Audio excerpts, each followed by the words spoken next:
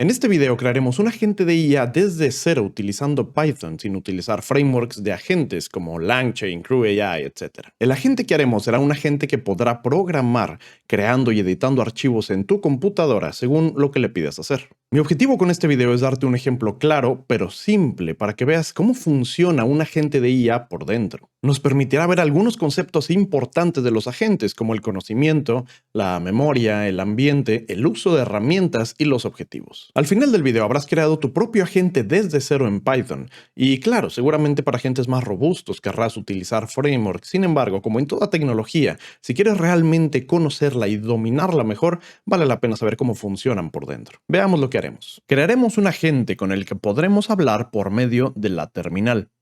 Lo haremos por pasos, comenzando con un simple chatbot, y lo vamos a complementar agregando memoria y herramientas para que pueda leer, crear y editar archivos en tu computadora. Veremos con detalle cada paso y aprenderemos varios conceptos importantes y al final sabrás con qué puedes continuar en tu proceso de aprendizaje. Para este video estoy infiriendo que ya sabes más o menos qué es un agente de IA. Pero si no, resumiendo, es un sistema que utiliza inteligencia artificial para cumplir un objetivo. A diferencia de un simple chatbot con el que hablas o un flujo de automatización que utiliza IA, en el cual, como parte de su proceso, tiene puntos en donde integra inteligencia artificial para cumplir su objetivo, pero finalmente el flujo es fijo. Los agentes de IA utilizan capacidades de conocimiento y razonamiento y planeación para que cuando tú les das un objetivo puedan separarlo en tareas, ejecutarlas, utilizar herramientas adicionales, por ejemplo, para obtener información de sistemas externos, conectarse a sistemas para tomar acciones en otros sistemas. También tienen memoria, la cual se separa en memoria de corto o largo plazo. Pueden adaptar su proceso para que haga diferentes cosas con tal de lograr el objetivo e incluso puede aprender a mejorarse por sí solo. Claro que si te interesa aprender todo acerca de los agentes de IA, desde los fundamentos más básicos hasta crear tus propios agentes y sistemas multiagente en donde varios agentes trabajan juntos para lograr tareas complejas, tienes que tomar mi curso de agentes de IA. Lo estoy haciendo para todo público. Quienes programan trabajarán con Python y frameworks como LangChain o CrewAI, y quienes no programan lo podrán hacer con herramientas visuales como N8N. Ambas líneas están incluidas. Estoy terminando de editar los capítulos del curso y los iré subiendo gradualmente. Mientras dura este proceso, lo puedes obtener a un precio bajísimo. Toda la información y la agenda de carga de los capítulos estarán en el enlace que está en la descripción del video. Aprovecha el precio actual antes de que termine de subir todo el curso y ahí te veo. Continuemos. Empezaremos con lo más básico. Abriré Visual Studio Code en una carpeta vacía y crearé un nuevo archivo de Python llamado main.py. No utilizo otros IDEs con habilidades de inteligencia artificial en este video, ya que quiero hacerlo lo más simple posible. Hagamos ahora que imprima algo utilizando print. Lo ejecutamos. Ok, paso 1, listo. Para el paso 2 programaremos un chatbot. Para esto usaremos dos de los conceptos clave de los agentes de IA, el conocimiento y el razonamiento. Ambos podemos obtenerlos por medio de un modelo de lenguaje. Actualmente hay muchos, algunos especializados en cosas específicas. Sin embargo, si bien los modelos por sí solos normalmente ya nos dan la capacidad del conocimiento, algunos modelos están especializados para trabajar con razonamiento. Y con razonamiento, al menos en este contexto, me refiero a cuando los modelos están trabajados para que cuando tú les pides algo, internamente lo separan en una serie de pasos intermedios, los cuales se ejecuta secuencialmente. Y esto normalmente nos da mejores resultados, sobre todo para tareas complejas. Por ejemplo, si vemos modelos de OpenAI, vemos que algunos dicen específicamente que utilizan razonamiento. Debemos elegir un modelo a utilizar. Y aquí el cielo es el límite. Incluso podrías utilizar modelos locales en tu computadora, pero eso será tema para otro video. En mi caso y para este proyecto estaré utilizando modelos de OpenAI. Sin embargo, los conceptos que veremos aquí y el proceso realmente aplica fácilmente para cualquiera. Por ejemplo, lo puedes adaptar sin tanto trabajo para utilizar Cloud de Anthropic. Sin embargo, en ese caso sí habría que revisar su documentación solo para ver de qué manera se le envían cierta información. Pero sin más, continuamos. Comenzaré entonces creando un ambiente virtual para asegurar que las dependencias que usemos se instalen enfocadas en este proyecto. Podría usar algo como UV, pero de nuevo, quiero dejar esto lo más simple posible. Ejecuto el comando python-m venv-env. Una vez creado el ambiente virtual, lo activo con este comando. Si utilizas Mac o Linux, puedes activarlo con el comando correspondiente. Ahora puedo instalar dependencias. Comenzaré instalando OpenAI. Una vez terminado, instalamos .env, con el cual podremos poner el token de OpenAI en un archivo de configuración para que no esté directo en el código. Ahora en mi cuenta de OpenAI voy a la configuración, a la parte de API Keys y creo una nueva llave secreta. Le pongo un nombre cualquiera y lo dejo como solo lectura. Si quieres ponerle más restricciones, utiliza la opción Restricted y da permiso solo a lo que quieres. Ahora utilizaré esta llave. Crearé un archivo.env y agregamos OpenAI-API-key y la llave que acabamos de crear. Recomiendo llamarlo de esta manera ya que así será leído en automático. Ahora vamos a main.py. Importamos las bibliotecas de OpenAI y .env y utilizamos la función load-.env, lo cual lee el archivo .env y carga la llave que agregamos. Ahora podemos crear el cliente de OpenAI para poder interactuar con los modelos. OpenAI históricamente ha tenido varias formas o APIs para utilizarse. El más nuevo se llama Responses y es el que estaremos utilizando en este proyecto. Escribimos client.responses.create y le especificamos dos cosas, el modelo a utilizar y una entrada. Para el modelo, si revisamos los modelos disponibles, podemos ver que hay muchos según lo que necesites hacer. Existe, por ejemplo, el modelo 5.1 incluso para código. Pero en este caso usaré la versión 5 ya que cuenta con una versión mini y una nano, la cual es mucho más barata. Normalmente podemos iniciar con uno muy pequeño y barato y luego podemos probar con otros más avanzados para ver cómo responden. En la entrada podemos escribirle qué es lo que queremos. Para probar agregaré cualquier cosa. Dime el nombre de 5 personajes del Señor de los Anillos. Solo el nombre, nada más. Finalmente imprimimos la respuesta utilizando output text. Listo, con esto confirmamos que tenemos el modelo funcionando y podemos continuar. Ahora vamos a transformar nuestro código en un chatbot con el cual podamos enviarle mensajes que nos responda y continuarlo hasta que le enviemos algún mensaje específico para terminar la conversación. Para esto, este código debe estar en una iteración infinita. Escribo while true y ponemos el código dentro de la iteración. Obtenemos la entrada del usuario con la función input, agregamos to para que lo muestre en la terminal. Ahora al modelo enviamos lo que escribió el usuario. Y en la respuesta agregamos la palabra asistente para que diferencie los mensajes del usuario y los del modelo. Vamos a probar. Dime 3 personajes del Señor de los Anillos. Solo el nombre y nada más. Ok, perfecto, funciona. Pero aquí podemos ver algo interesante. Si le digo que mi nombre es Rodrigo, me saluda con mucho cariño. Pero si después le pregunto mi nombre, me dice que no sabe mi nombre a menos que se lo diga. Esto es porque los modelos por sí solos no tienen nada de memoria. Otro de los conceptos clave en los agentes de IA es el manejo de memoria. Los agentes de IA, para ser útiles, deben recordar las interacciones que tiene ya sea con el usuario o lo que ha estado haciendo como parte del proceso. El agente debe recordar las interacciones que tiene para que las conversaciones tengan sentido y no se les olviden las cosas. Y si lo queremos ver un poquito más avanzado, se puede separar en memorias de corto y largo plazo e incluso podemos guardar memoria fuera en bases de datos para utilizarla para mejorar siguientes ejecuciones. Sin embargo, estamos manteniendo este proyecto simple, entonces lo que haremos será simplemente en Python guardar una lista con todo el histórico de conversaciones, lo que nosotros le decimos, lo que la gente contesta, y cada vez que interactuemos de nuevo con él, le estaremos enviando esa lista completa. Tiene la ventaja de ser excesivamente simple. La desventaja es que por lo simple estamos todo el tiempo enviándole toda la conversación y eso puede hacer que con el tiempo el uso de tokens crezca rápidamente. Sin embargo, para este proyecto no es tanto problema y estamos manteniendo este ejemplo simple, así que continuamos. Agregamos una variable llamada messages que contendrá nuestro historial. Desde el inicio podemos agregarle un mensaje y cada mensaje debe tener 2 propiedades, role y content. Role puede ser, por ejemplo, system para decirle al modelo cómo trabajar y responder en general, user para decirle cosas que pide el usuario, assistant para las propias respuestas que ha dado el agente, entre otros. Comenzamos con el role system y en contenido ponemos algo simple como eres un asistente útil que habla español y eres muy conciso con tus respuestas. Ahora en nuestro bucle del chatbot agreguemos algunas validaciones. Si el usuario no escribió nada, usamos continue para que pida texto de nuevo al usuario. Y si la entrada que puso el usuario es salir, exit, quit, bye o sayonara, que se despida y salga de la iteración terminando el programa.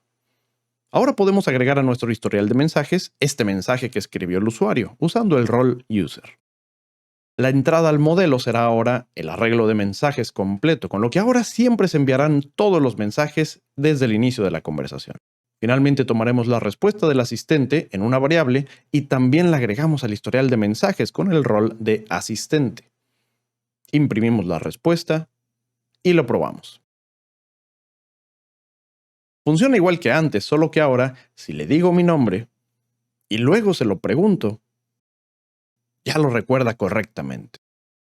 Como comentaba, el concepto de memoria es algo en lo que podemos expandir mucho más, pero queda fuera del alcance de este video. Sin embargo, si eventualmente quieres hacer agentes para desplegarlos en producción, será importante que conozcas a detalle ese concepto. Y ahora estamos listos para ver otro de los conceptos clave en los agentes de IA, que es el uso de herramientas. Si un agente no tiene habilidades adicionales, está limitado totalmente a contestarte solo con lo que ya sabe. Si tú tienes un agente y quieres que pueda contestarte información de tu empresa, si no le das esas herramientas, esa habilidad para conectarse con sistemas de la empresa y obtener información, no va a poder responderte, o si te responde, te va a responder algo totalmente inservible. Si le pides que investigue, pero no puede buscar en sitios web, no podrá tener información actualizada. Y para nuestro proyecto, si le pedimos que cree un archivo, por ejemplo, con cierto código, pero no puede utilizar nuestra computadora porque no tiene esa habilidad, no va a servir de nada. Y entonces aquí es donde entra el concepto del uso de herramientas. Los modelos de lenguaje tienen tiempo que comenzaron a agregar estas habilidades y ha ido evolucionando con el tiempo. Si no has visto internamente cómo funciona, quizá te imagines que con esto el modelo utiliza algún tipo especial o complicado de conexiones para poder llamar a estas herramientas. Pero no, la verdad es que es muy simple. Para empezar, debes elegir un modelo de lenguaje con soporte para herramientas. OpenAI ahora en sus modelos lo llama como Function Calling, pero otros lugares como Ollama lo siguen simplemente indicando como tools. Esto es porque OpenAI separa un poco los conceptos de funciones y herramientas, pero no dejes que eso te confunda. Para este video la diferencia no importa. Con un modelo con soporte para herramientas podemos especificarle por medio de una configuración la existencia de una función. Digamos que queremos que tenga una herramienta para que el modelo pueda listar los archivos de un directorio en nuestra computadora. Primero debemos pensar, si consideramos una función en Python que pueda listar los archivos de un directorio, quizá lo escribiríamos algo así. Llamamos a la función, por ejemplo, listFilesInDir, recibe un parámetro que es el directorio del cual queremos listar sus archivos, y si no envía nada, por defecto es el directorio actual, con un punto. Después los obtenemos e imprimimos cada uno en la terminal. Si queremos que el modelo pueda hacer esto, debemos entonces hacer una representación de esta función que el modelo entienda. Especificamos qué es una función, su nombre y una descripción de lo que hace. Por ejemplo, lista los archivos que existen en un directorio dado, por defecto el directorio actual. Esta descripción es muy importante y en un momento te digo por qué. Después, usando parameters, le decimos los parámetros posibles. En este caso solo es uno, llamado directory, de tipo texto, y debemos describir para qué sirve este parámetro. Después, esa especificación se la damos al modelo. Internamente, los modelos que pueden llamar herramientas como parte de su proceso de razonamiento, una vez que tú le pides algo, revisa si con lo que ya tiene puede contestarte o si necesita llamar a una de las herramientas que le dimos. Entonces, primero revisa si le dimos herramientas y si alguna sirve para cumplir esa tarea. Entonces, por eso es muy importante que cuando le definimos las herramientas, pongamos mucho cuidado en lo que escribimos en la descripción de la función y de los parámetros de la función. De esa manera podrá, en base a esa información, saber cómo y cuándo llamar esa herramienta. En este caso queremos que si le pregunto personajes del Señor de los Anillos, no llame a esta herramienta. Pero si le pido que liste el contenido de un directorio de mi computadora, gracias a la descripción sepa que esto le puede ayudar a responderme. Y aquí viene otra parte clave. No llama a la función directamente, no es nada mágico ni complicado. Lo que hace es que su respuesta, en lugar de tener de tipo message, tendrá de tipo function call, especificando la función que quiere llamar y los argumentos. Entonces, somos nosotros quienes debemos tomar esa información, nosotros llamar a la herramienta, obtener el resultado, dárselo de nuevo al modelo para que procese ese resultado del llamado de la herramienta y el modelo defina si ya con eso nos puede contestar o si necesita, por ejemplo, llamar otras herramientas, etc. Pero bueno, ya hablé mucho. Veámoslo en acción primero de manera simple. Primero creamos la función para listar archivos en un directorio. Recibimos como parámetro el directorio, que por defecto es un punto para el directorio actual. Agregaré un print para que se imprima en la terminal cuando la herramienta fue llamada. De una vez le agregamos un icono de un engrane para hacerlo más visual. Ahora agregamos un try except por si falla algo, por ejemplo, si no existe el directorio. Agregamos el código que obtiene los archivos del directorio, el cual requiere que importe OS. La respuesta la regresaré como un diccionario para que sea fácil compartir el resultado al modelo de lenguaje. Regresaré algo similar para el error. Ahora vamos a declarar una variable llamada tools, que usaremos para decirle al modelo las herramientas que puede usar. Por lo tanto, será una lista. De momento tenemos solo una herramienta, así que dentro creamos un diccionario y le especificaremos los detalles de la herramienta. Esta definición en el caso de OpenAI podemos verla en su documentación, en la sección llamada Function Calling. Agregamos el tipo, que es function, el nombre de la función, la descripción de lo que hace esta función, y usamos parameters para indicar los parámetros. Solo tenemos uno que es directory, lo agregamos con su tipo y su descripción. Aquí podemos indicar si hay parámetros obligatorios, en este caso no hay. De nuevo, lo estoy indicando así porque así lo requiere OpenAI para sus modelos. Si utilizas otros, por favor revisa la documentación del mismo. Ahora le pasamos al modelo las herramientas que tiene disponibles.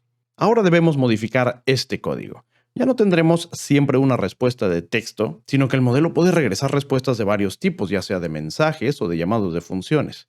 En cualquier caso, quiero regresar lo que el modelo respondió al historial, así que lo agregamos ahora de manera directa, ya sea un mensaje o un llamado de función. Ahora deberemos iterar en response.output.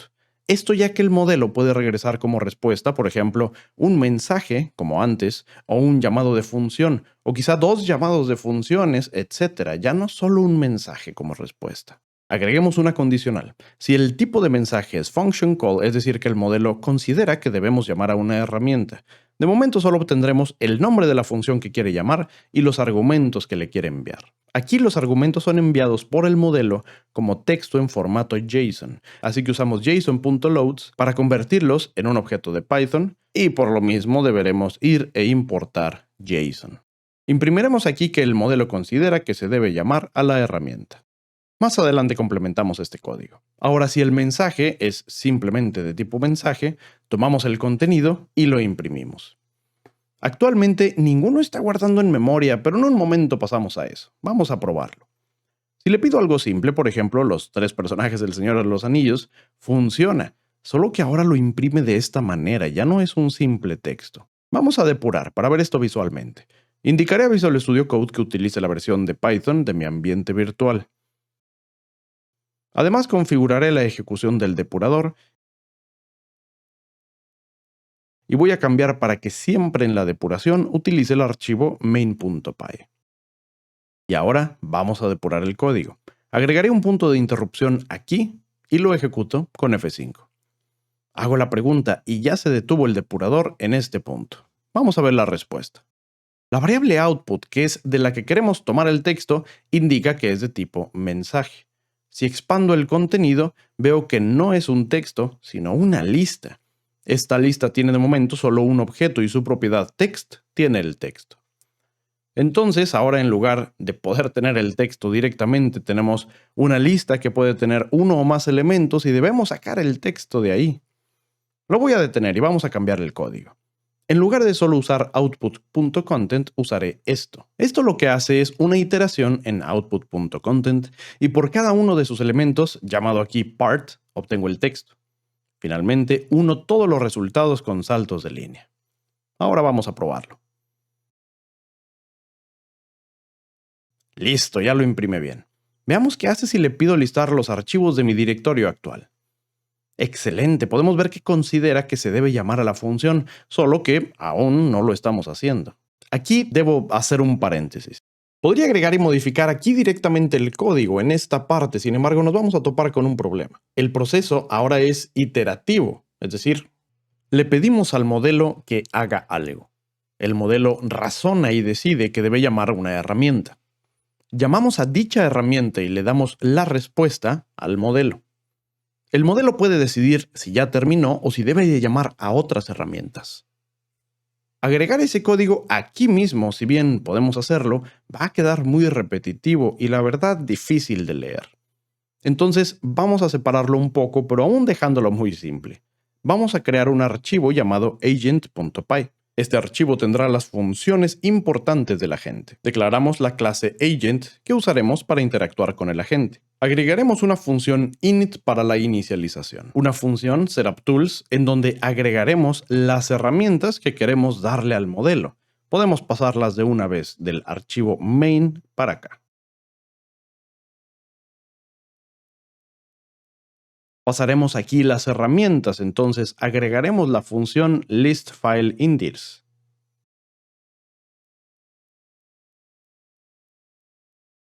Importamos OS. Y una función que se encargará de procesar las respuestas del modelo y regresará true o false dependiendo de si tuvo llamado de funciones, por lo que debe continuar iterando para tener una respuesta final. Muy bien, la función init será simple. Llamamos a la función de configuración de herramientas e inicializamos aquí el historial de mensajes que teníamos en nuestro archivo previo. En la función setupTools, donde trajimos la definición de la herramienta, solo asegurar que usamos self. En la herramienta del listado de archivos se queda igual, solamente asegurando que tenemos self. Y para procesar la respuesta, de momento, vamos a copiar el código tal cual y lo tenemos acá.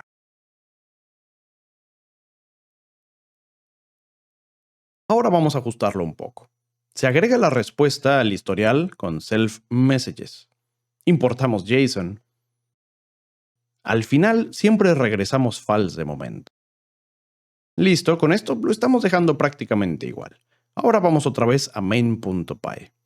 Importamos el agente. Lo inicializamos. El historial ahora lo agregamos a los mensajes del agente. Usamos los mensajes y herramientas también del agente. Y llamamos a su función processResponse para que procese la respuesta.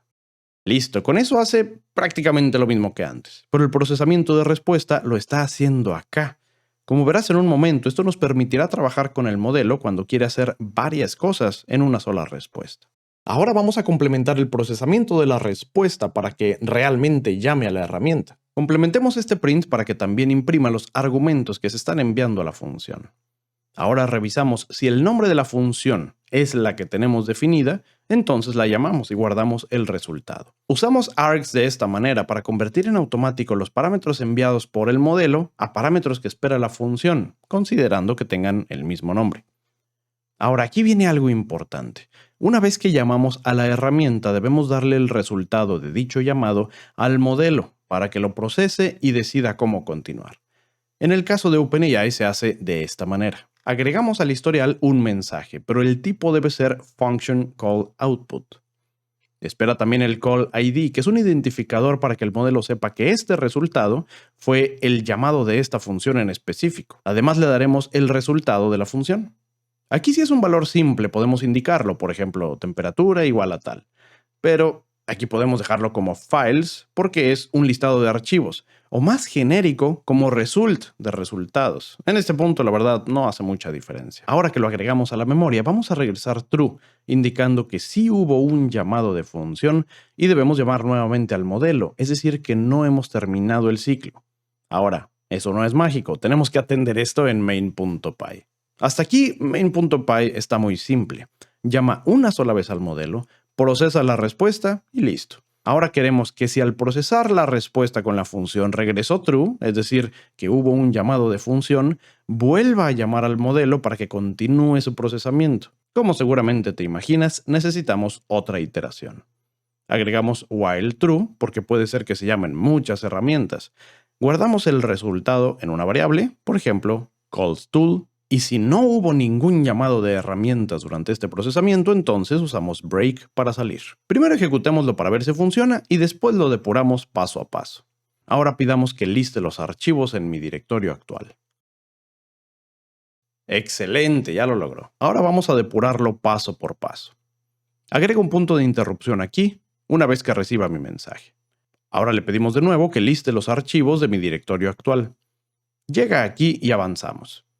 Entramos al procesamiento de la respuesta. Avanzamos y vamos a ver qué tiene response.output. Tiene dos elementos. El primero dice que es de razonamiento, que ignoraremos de momento, y el segundo dice que es un llamado de función. Si lo expandimos podemos ver el nombre de la función que considera que se debe llamar, así como sus argumentos, y el tipo es function call. Si regresamos al código, avanzamos, llega al punto de llamar a la función y la llama. Se ejecuta la función y regresa el resultado, que podemos ver que es la lista de archivos. Ahora esa respuesta la agrega al historial de mensajes con el tipo function_call_output. Regresa true, con lo cual no sale de la iteración, entonces vuelve a llamar al modelo. Si vemos el historial que se va a enviar, vemos 5, el mensaje original de sistema, nuestra solicitud, las dos respuestas que regresó, una de razonamiento y otra de llamado de función, y finalmente el resultado de la función. Responde y de nuevo entra a procesar la respuesta, solo que en este caso ya es de tipo de mensaje. Imprime el resultado, regresa falso y con eso sale de la iteración y de nuevo nos da el control para el siguiente mensaje. Ahora, con esto ya prácticamente no necesitamos cambiar el flujo del agente. Con esto podemos terminar de crear nuestro agente de codificación agregando solo dos herramientas más. Una para que pueda leer archivos y otra para que pueda modificarlos. La idea es que, por ejemplo, si le decimos al agente, cambia la función tal, que está en el archivo tal, para que ahora en lugar de esto haga esto otro, el agente pueda llamar primero a la herramienta que lee el archivo. Con eso puede encontrar la función. Y después llame a otra herramienta que es la que sirve para modificar archivos. Y aquí veo dos opciones. Una es que me dé el texto viejo de la función y el texto nuevo para reemplazarlo, o que me dé todo el texto nuevo para el archivo modificado. Y entonces crearemos esas dos funciones. La primera será para leer archivos. La llamaremos readFile y debe recibir la ruta del archivo que quiere leer. Al igual que arriba, imprimimos que la está llamando y el código será muy simple. Solo abrimos el archivo y regresamos el contenido. Ahora la herramienta de editar archivo. Este puede ser más flexible recibiendo la ruta, el texto viejo y el texto nuevo. Idealmente, esto debe funcionar para crear archivos nuevos y para editar archivos existentes. Primero que nada, revisamos si el archivo ya existe. Si existe y si nos enviaron como parámetro un texto a modificar, significa que estamos modificando una sección de un archivo existente.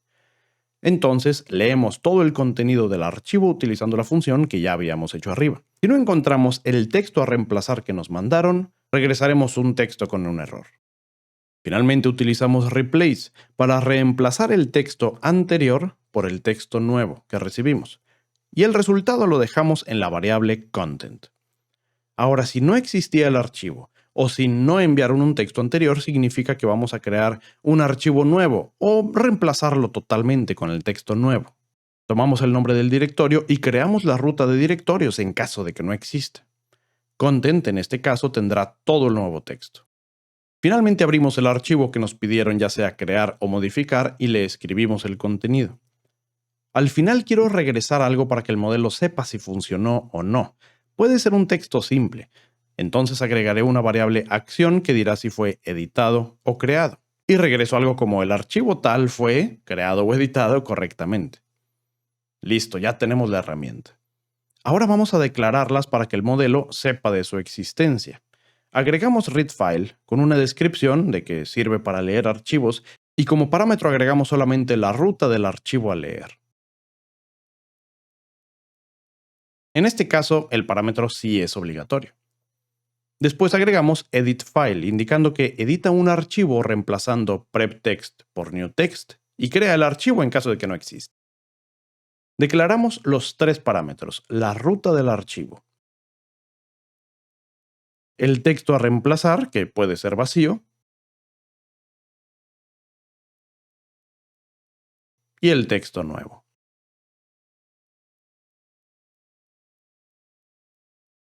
En este caso es obligatoria la ruta y el nuevo a texto. El texto a reemplazar no, porque para archivos nuevos se enviará vacío. Ahora vamos acá abajo y revisemos si el nombre de la función que quiere llamar es alguna de las que tenemos y las llamamos. Listo, vamos a probarlo. Comencemos pidiendo que cree un archivo nuevo de Python llamado ejemplo.py, el cual debe tener funciones para sumar, restar y multiplicar. Debe tener una función main. Vamos a ver qué hace. Listo, podemos ver aquí que llamó a la herramienta editFile con la ruta, un texto anterior vacío, al ser un archivo nuevo, y un nuevo texto con el código. Vamos a abrirlo a ver qué hizo.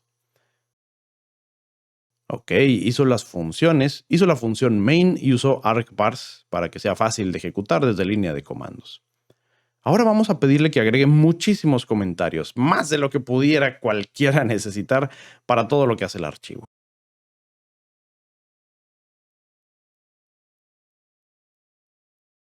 Listo, esta vez usó ambas herramientas, readFile y editFile, algunas veces. Su proceso de razonamiento separó la tarea en varias partes, por lo que llamó a lo que consideró necesario antes de dar como terminada la tarea.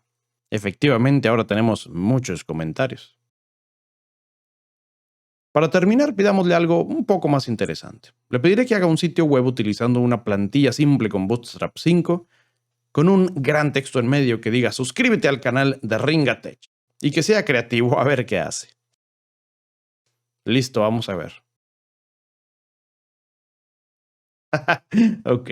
Recuerda que esto lo estamos haciendo con la versión Nano de GPT-5, con modelos más interesantes, ya te imaginarás. Ok, hicimos muchas cosas y el proyecto en sí quizá pueda verse medio simple. Sin embargo, veamos cómo podemos construir sobre esto. Las herramientas que definimos aquí en realidad pueden ser cualquier cosa. Puedes agregar herramientas que se conecten a una base de datos para obtener información, o se conecten a un sistema de tickets para crear tickets y darle seguimiento. Puedes también hacer que se conecte a una cuenta de correo para revisar correos o incluso enviarlos. Puedes conectarte a un sistema de inventarios para revisar stocks actuales de productos, o incluso que encienda las luces de tu casa. Por medio de las herramientas le estamos dando más brazos cada vez a la gente para que pueda hacer todo tipo de cosas. También la memoria. La memoria que tenemos aquí es bastante simple. Otra cosa es que aquí la gente está utilizando solo un modelo de lenguaje. Y si quieres crear agentes que pueden hacer muchas cosas, el querer conectarle todas las herramientas a un solo agente no siempre da mejor idea. Y aquí es donde podemos convertir nuestros agentes en sistemas multiagentes. Y esto nos ayuda en muchas cosas. Para empezar, desde el precio. Tú puedes tener, por ejemplo, si tu agente tiene tareas simples como de categorización, tal vez ahí puedes utilizar un modelo muy barato, pero para otras cosas que requieren mucho razonamiento, ahí utilizas otros modelos. Y ya que empiezas a tener 2, 3, 5, 10 agentes, todos tratando de cumplir una tarea, hay patrones para poder orquestarlos y manejarlos para que realmente cumplan sus objetivos. Y aquí sí nos ayudan mucho los frameworks para reducir el código para lograr. Todo esto y mucho, mucho más lo estaré viendo en mi curso, así que ahí te veo. La verdad espero que con este video te vayas con una mejor idea de cómo funciona internamente un agente, aunque sea, en este caso, un agente simple. Aprovecha entonces el precio especial del curso que durará solo en lo que termino de editar y empezar a subir los capítulos. Entonces te veo ahí y también te veo en mi siguiente video.